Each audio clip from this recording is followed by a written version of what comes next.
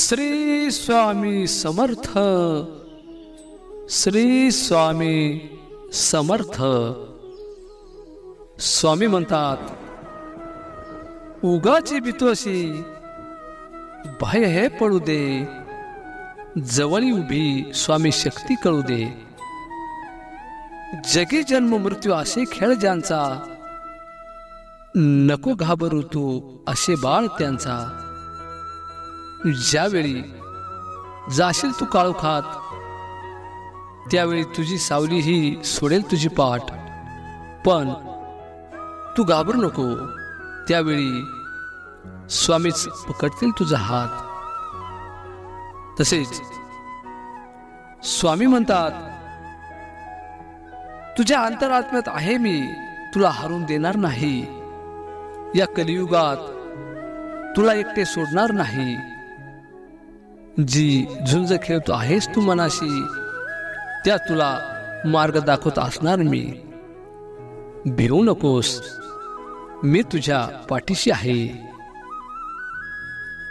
खूप अडचणी आहेत जीवनात, परंतु त्यांना सामोरं जाण्याची शक्ती फक्त स्वामींमुळेच येते. गरिबाला केलेले दान आणि सद्गुरू स्वामींच्या मुखात घेतलेले नाव कधी वाया जात नाही. जीवनातील मागील आठवणी आठवून आणि त्या आठवण काढून रडत बसायचे नसते, तर फक्त पुढच्या भविष्याचा विचार करायचा असतो आणि जगायचे असते.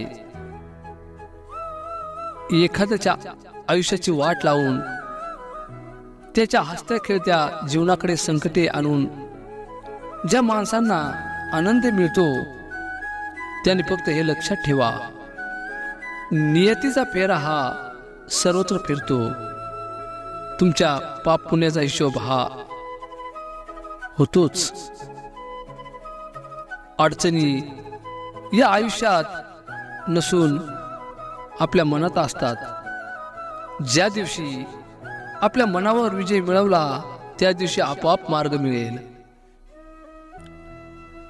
जाणीने समर्थ तुम्ही माझ्या मनीचे भाव म्हणून, ओठावर असे फक्त श्री स्वामी समर्थ नाव. श्री स्वामी समर्थ. स्वामी म्हणतात, ध्येयाचे साध्य करणे कितीही कठीण असो, जर आत्मविश्वास असेल तर अशक्य असे काहीच नाही.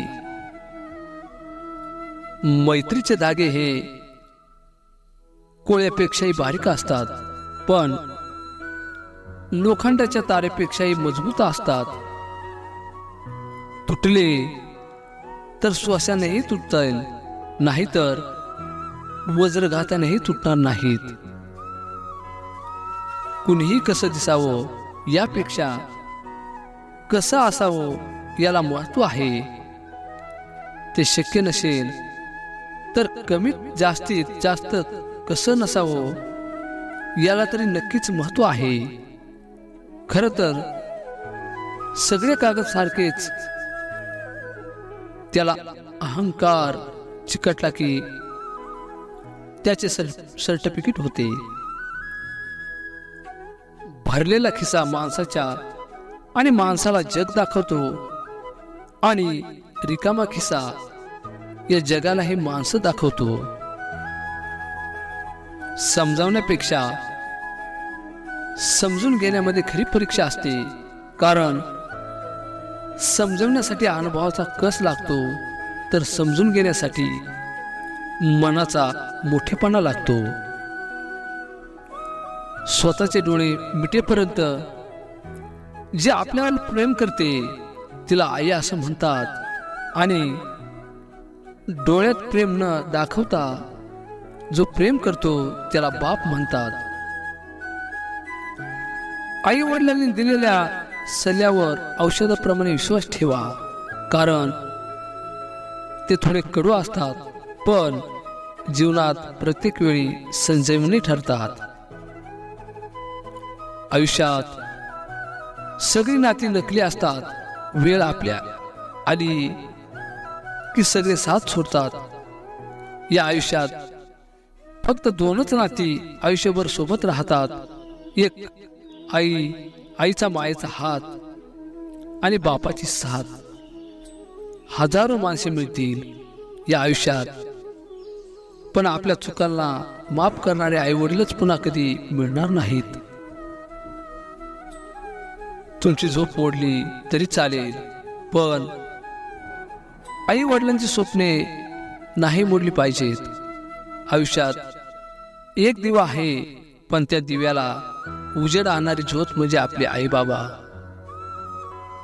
स्वतः आधी जे तुमच्यावर विचार करतात ते आई बाबा. जगातील अनमोल गोष्ट म्हणजे आपले आई वडील, कारण ज्यांच्या इतकं प्रेम आपल्यावर दुसरं कोणीच करत नाही. आई वडिलांच्या कष्टाची जाणीव असणारी व्यक्ती कधी वाया जात नाही. नात्यांची दोरी नाजूक असते, डोळ्यांतील भाव ही हृदयाची भाषा असते. जेव्हा जेव्हा विचारतो भक्ती व प्रेमाचा अर्थ, तेव्हा एक बोट आईकडे तर दुसरे बोट बाबांकडे असते. विश्वास बापावर ठेवा आणि आईवर प्रेम करा. ना कधी धोका मिळेल, ना कधी मन तुटेल. 7 जन्मांसाठी कधीही आणि काहीही द्यायचे असेल तर देवा हेच आई वडील दे, कारण ज्याने आजवर आपला काहीच आणि आपल्याला काहीच कमी पडून दिलं नाही. पैशाने सर्व काही मिळेल, पण आईसारखा स्वर्ग आणि बापासारखी सावली कुठेच मिळणार नाही. आई वडील घरात असताना लोक मंदिरामध्ये देव का शोधतात? जग सोबत नसलं तरी चालेल, पण आई बाबा नेहमी सोबत असले पाहिजेत. आयुष्यात काही नसेल तरी चालेल, पण आई वडिलांचा हात नेहमी पाठीशी असावा. मित्रांनो, आजचा व्हिडिओ तुम्हाला कसा वाटला ते कमेंट बॉक्समध्ये जरूर कळवा.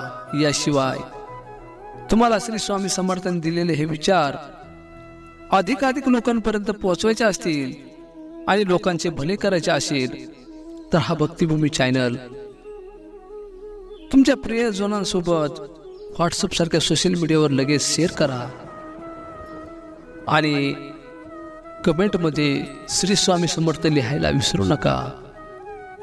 भेऊ नकोस, मी तुझ्या पाठीशी आहे. भेऊ नकोस बाळा, मी तुझ्या पाठीशी आहे.